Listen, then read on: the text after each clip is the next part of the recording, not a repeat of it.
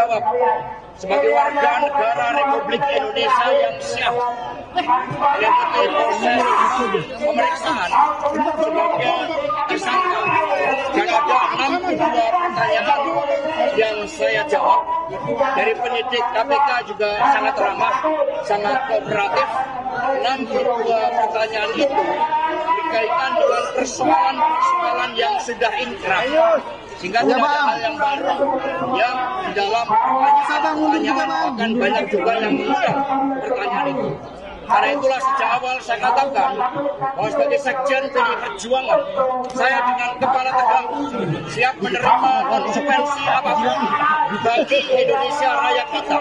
Karena Indonesia dibangun dengan pengorbanan jiwa dan raga.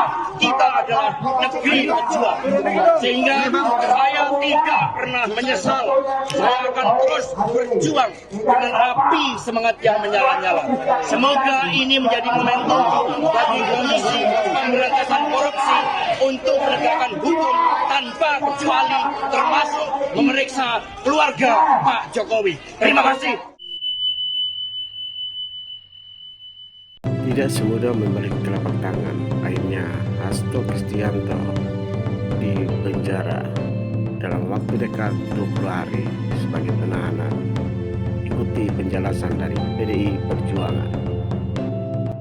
Yang dilakukan penyidik KPK dengan melakukan penahanan, kami menilai seperti yang sudah diketahui bersama, saat ini kami masih dalam proses pra-peradilan. Dan dalam proses itu tersangka tidak boleh ditahan tanpa melalui hakim pra-peradilan. Penyidik KPK tidak mengindahkan proses pra-peradilan kendati Pengadilan Negeri Jakarta Selatan telah menjadwalkan persidangan, bahkan telah menentukan hakim yang akan mengadili perkara ini.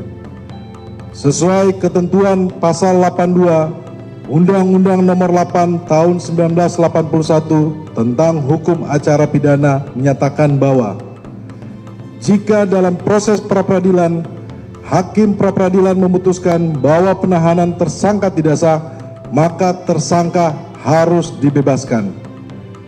Jadi dalam proses pra-peradilan tersangka tidak boleh ditahan tanpa izin dari hakim pra-peradilan. Dan jika hakim pra-peradilan memutuskan bahwa penahanan tersangka tidak sah, maka tersangka harus dibebaskan. Catatan politisasi hukum.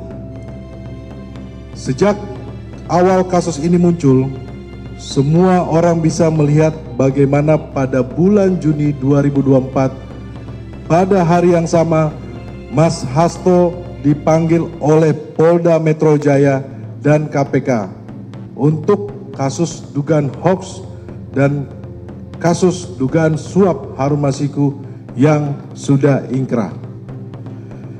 Pemanggilan ini sudah aneh dan ganjil karena muncul setelah Mas Hasto sebagai Sekjen PDI Perjuangan dalam banyak kesempatan menyampaikan sikap politik resmi PDI Perjuangan terkait kerusakan demokrasi yang dilakukan oleh pemerintah yang berkuasa saat itu, yakni Jokowi.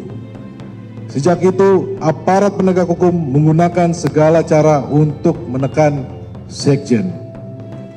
Babak berikutnya adalah sehari setelah dilantik, Komisioner KPK yang baru langsung menargetkan Mas Hasto dan langsung menjadikannya sebagai tersangka. Pertanyaannya, siapa di belakang ini semua?